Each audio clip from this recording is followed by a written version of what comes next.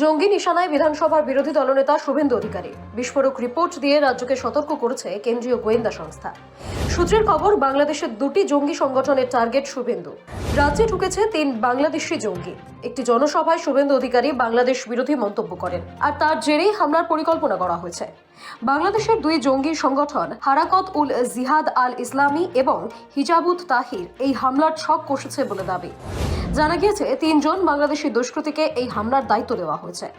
ইতিমধ্যেই কেন্দ্রীয় গোয়েন্দাদের সতর্কবার্তা পেয়েই তৎপর রাজ্য প্রশাসন। তৎপরতা বাড়িয়েছে পুলিশও। আশঙ্কার কথা, রাজ্য পুলিশের ডিজি থেকে বিভিন্ন স্তরে জানিয়েছেন গোয়েন্দারা।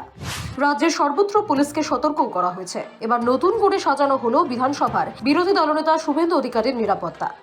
জানা গিয়েছে প্রত্যেক সভায় ডি জোন থাকতে হবে, অর্থাৎ শুভেন্দুর আশেপাশে বেশ কিছুটা অংশ ফাঁকা থাকবে। কেন্দ্রীয় গোয়েন্দারা পুরোপুরি নজর রাখবেন। সভা, মিছিল বা যে কোনো আউটডোর কর্মসূচিতে কেন্দ্রীয় নিরাপত্তা রক্ষীদের হাতে শিল্ড এবং আগ্নেয়াস্ত্র থাকবে। সভা শেষে মঞ্চ থেকে নেমে কোনো কথা বলবেন না শুভেন্দু। সংবাদ মাধ্যমের প্রশ্নের উত্তরও দেবেন ওই মঞ্চ থেকেই। স্টেজের নিচে দাঁড়িয়ে কোনো সংবাদ মাধ্যমের সঙ্গে কথা বলবেন না তিনি। রাস্তাতেও থাকবে কড়া নিরাপত্তার ঘেরাটো। কনভয়ে থাকবে 22 জনের সশস্ত্র বাহিনী। কনভয় সিগন্যালে দাঁড়ালে সামনে, পেছনে এবং দুপাশে ভিআইপি গাড়ি ঘিরে থাকবে অন্য সিকিউরিটি গাড়ি। স্পর্শকাতর এলাকায় প্রবেশ করলে পরিস্থিতি বুঝে বুলেট প্রুফ গাড়িও ব্যবহার করতে হবে। মহিলা নিরাপত্তা রক্ষী পুনরায় ফিরিয়ে আনার ব্যবস্থা হবে বলে জানা গিয়েছে। বিধানসভার ক্ষেত্রে নিরাপত্তা রক্ষী বাইরে থাকে।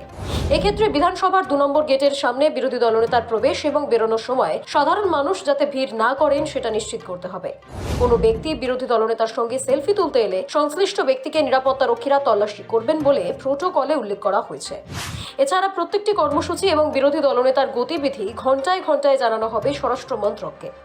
আগে 12 ঘন্টা অন্তর জানানো হতো। গত 16ই ডিসেম্বর গোয়েন্দা সংস্থার তরফে এই রিপোর্ট পাঠানো হয়। তবে একটি নয়, পরপর 2টি রিপোর্ট পাঠানো হয়েছে গোয়েন্দাদের তরফে।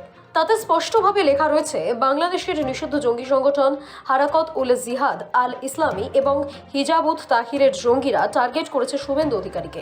এ বিষয়ে শুভেন্দু অধিকারী বলেন, আগেও জনগণ নিরাপত্তা দিয়েছে, এখনো তারাই নিরাপত্তা দেবেন। দাবি বিরোধী দলনেতা শুভেন্দু অধিকারীর। যাদের কাজ তারা তাদের বলবে, করবে। আমার কাজ আমি করব। সিপিএম আক্রমণ করেছে, তৃণমূল আক্রমণ করেছে, এখন জঙ্গিরা করতে চাইছে। আগে জনগণ প্রোটেকশন দিয়েছে, এখন জনগণ প্রোটেকশন দেবে। স্পষ্ট কথা বলি, এই যে খবরটা হঠাৎ সামনে এসছে, এটা একটা ধারণা তৈরি হচ্ছে যে শুভেন্দু বাবুর উপর একটা হামলা হতে পারে। আমরা বলছি, শুভেন্দু বাবু সুস্থ থাকুন, নিরাপদে থাকুন। আর এই ধরনের বহিরাগত বাংলাদেশ থেকে যদি কেউ ঢুকে থাকে, সেইটা পাহারা দেওয়ার দায়িত্ব কেন্দ্রের বিএসএফ এর। আর এই গোটা জঙ্গি গতিবিধিটা দেখার মূল দায়িত্ব কেন্দ্রের স্বরাষ্ট্র মন্ত্রকের অধীন আইবি। শুভেন্দু বাবু এবং দেশের বাকি প্রত্যেককে বহিরাগত জঙ্গিদের হাত থেকে নিরাপদে রাখার মূল দায়িত্ব কেন্দ্রীয় সরকারের। কি করে ঢুকবে জঙ্গি যদি বিএসএফ ওখানে পাহারা দেয়? তাহলে বিএসএফ এর ফেলিওর থাকবে। জঙ্গিদের মুভমেন্ট দেখার দায়িত্ব কার? IB, central IB. IB fail করলে তবেই তো সেই জঙ্গি মুভ করছে। গত কয়েক মাস ধরে উত্তাল বাংলাদেশ। দিনে দিনে বাড়ছে মৌলবাদীদের অত্যাচার, চরমে হিন্দু নির্যাতন। একাধিকবার হিন্দু নির্যাতন নিয়ে মুখ খুলেছেন রাজ্যের বিরোধী দলনেতা শুভেন্দু অধিকারী। সেই কারণেই এই হামলার ছক বলে খবর। জঙ্গি অনুপ্রবেশ ইস্যুতে বারবার রাজ্য প্রশাসনের উপর দায় ঢালার চেষ্টা করছে কেন্দ্র সরকার। তবে পাল্টা রাজ্যের দাবি, সীমান্তে নিরাপত্তা থাকা বিএসএফ থেকে এসএসবি সবই শাহী মন্ত্রকের নিয়ন্ত্রণাধীন।